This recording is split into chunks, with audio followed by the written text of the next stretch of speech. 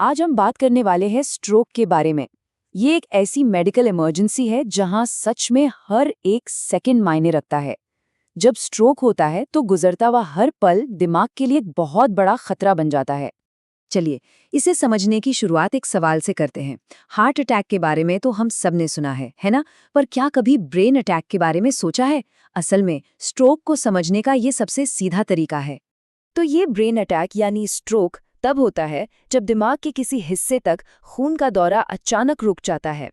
और जैसे ही ये होता है, ऑक्सीजन न मिलने की वजह से दिमाग की कोशिकाएं यानी ब्रेन सेल्स एक एक करके मरने लगती हैं।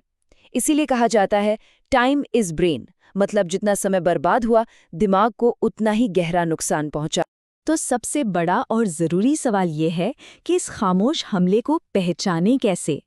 स्ट्रोक के लक्षणों को समझना ही किसी की जान बचाने की तरफ पहला और सबसे अहम कदम है।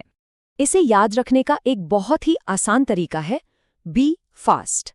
इसमें सबसे पहले आता है बी यानी बैलेंस या संतुलन। क्या किसी को अचानक खड़े होने या चलने में परेशानी हो रही है? क्या उन्हें चक्कर जैसा महसूस हो रहा है?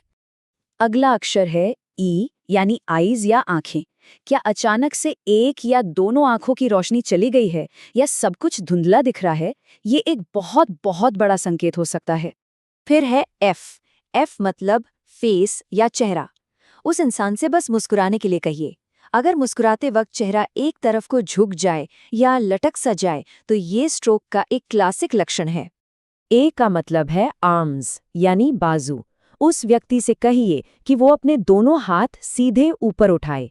अगर एक हाथ अपने आप नीचे की तरफ आने लगे तो ये बाजू की कमजोरी का साफ संकेत है, जो स्ट्रोक में बहुत आम है। एस है स्पीच यानी बोली। क्या आवाज साफ नहीं निकल रही? क्या वो इंसान बोलने में लड़खड़ा रहा है या एक आसान सा वाक्य भी नहीं दोहरा पा रहा? ये दिमागी उलझन का संकेत हो सकता है। और सबसे आखिर में सबसे जरूरी टी यानी टाइम, समय। अगर इनमें से कोई भी एक लक्षण दिखाई दे तो एक पल भी बर्बाद नहीं करना है। ये तुरंत इमरजेंसी सेवाओं को फोन करने का समय है। लेकिन बी फास्ट के अलावा भी कुछ लक्षण हैं जिन्हें 5Ds के नाम से जाना जाता है। ये अक्सर दिमाग के पिछले हिस्से में होने वाले स्ट्रोक्स के संकेत होते हैं और इन्हें पहचानना थोड़ा मुश्किल हो सकता है। इनमें शामिल है अचानक चक्कर आना, एक की जगह दो चीजें दिखना और बोलने, कुछ निगलने या शरीर का तालमेल बनाने में दिक्कत होना। जैसे ही स्ट्रोक के लक्षण पहचान लिए जाते हैं, असल में एक दौड़ शुरू हो जाती है समय के खिलाफ। अब हम इलाज के लिए मौजूद उस छोटी सी लेकिन बेहद कीमती समय सीमा की बात करेंगे जिसे ट्रीटमेंट विंडो कहते हैं। ये समझना बहुत जरूरी है कि डॉक्टरों के पास इलाज के लिए बहुत ही सीमित समय होता है। लक्षण शुरू होने के 4.5 घंटे के अंदर ही खून का थक्का गलाने वाली दवा दी जा सकती है। कुछ मामलों में मैकेनिकल थ्रोम्बेक्टोमी यानी मशीन से क्लॉट को बाहर निकालने का प्रोसीजर पहले सिर्फ 6 घंटे तक ही हो पाता था। लेकिन अब अच्छी खबर ये है कि एडवांस्ड ब्रेन इमेजिंग की मदद से कुछ खास मरीजों में ये 24 घंटे तक भी किया जा सकता है, जिससे कई लोगों को एक और मौका मिल जाता है। तो सोचिए, कोई मरीज सही समय पर स्ट्रोक रेडी अस्पताल पहुंच गया। अब वहाँ क्या होता है? वहाँ एक पूरी तरह से तैयार टीम होती है जो हर पल की कीमत जानती है। स्ट्रोक रेडी अस्पतालों को बहुत सख्त नियमों पर काम करना होता है। उनकी एक्यूट स्ट्रोक टीम 24 घंटे तैयार रहती है और 15 मिनट के अंदर मरीज के पास पहुंच जाती है। 25 मिनट के अंदर अंदर सीटी स्कैन शुरू हो जाना चाहिए और 60 मिनट के भीतर क्लॉट गलाने वाली दवा मरीज को मिल जानी चाहिए। इसी को डोर टू नीडल टाइम कहते हैं। चलिए, अब उन खास मेडिकल इलाजों पर एक नज़र डालते हैं जिनका इस्तेमाल खून के थक्के यानी क्लॉट से लड़ने के लिए किया जाता है। आमतौर पर 2 तरह की खून पतला करने वाली दवाएं होती हैं, पर इनके काम करने का तरीका बिल्कुल अलग है। एंटीप्लेटलेट दवाएं जैसे एस्पिरिन हमारे खून में मौजूद प्लेटलेट्स को आपस में चिपकने से रोकती हैं। दूसरी तरफ एंटीकोएगुलेंट्स जैसे वॉरफरिन शरीर के क्लॉट बनाने वाले सिस्टम को ही धीमा कर देती हैं।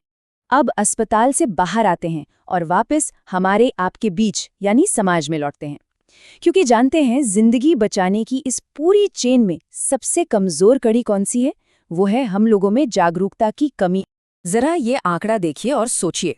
भारत में हुई एक स्टडी में पता चला कि सर्वे किए गए लोगों में से सिर्फ 0.8% लोग ही स्ट्रोक के लक्षणों, उसके खतरों और इलाज की समय सीमा के बारे में पूरी तरह से जानते थे। सिर्फ 0.8%। मतलब 1000 लोगों में से सिर्फ 8 लोग। ये जागरूकता की एक बहुत बड़ी और खतरनाक खाई है। और सारी बात यहीं पर आकर टिक जाती है।